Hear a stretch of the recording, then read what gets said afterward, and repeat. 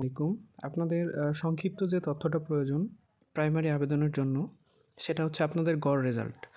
যারা honours pass করলেন, নব্য গ্র্যাজুয়েট যারা, তাদের রেজাল্টটা আপনারা পেতে পারেন হচ্ছে NU latest published result portal থেকে। এখানে প্রবেশ করার পর অটোমেটিক এখানে দেয়া আছে যে ব্যাচেলর ডিগ্রি অনার্স CGPA। এখানে আপনাকে দিতে হবে আপনার রোলটা এবং আপনার রেজিস্ট্রেশন নাম্বারটা। আর হচ্ছে আরেকটা বিষয়, আপনাদের এক্সাম ইয়ার এটা হচ্ছে 2023 অর্থাৎ 2023 সাল। দেখেন, আপনি এক্সাম রোলটা এখানে দিয়ে দিবেন, যেটা আপনার চতুর্থ বর্ষের অ্যাডমিট কার্ডে আছে, সেটা রেজিস্ট্রেশন নাম্বারটা দিয়ে দিবেন। পাশাপাশি হচ্ছে এক্সাম ইয়ার দিয়ে দিবেন। দেওয়ার পর সার্চ রেজাল্ট প্রেস করলেই আপনার গড় রেজাল্টটা এখানে শো করবে যে আপনার গড় রেজাল্টটা হচ্ছে এইটা।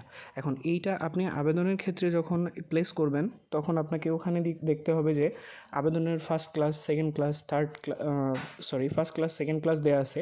আপনাকে স্পেসিফিক আপনার পয়েন্টটা সিলেক্ট করতে হবে। আউট অফ 4-এ আপনি এই পয়েন্টটা বসাই দিবেন।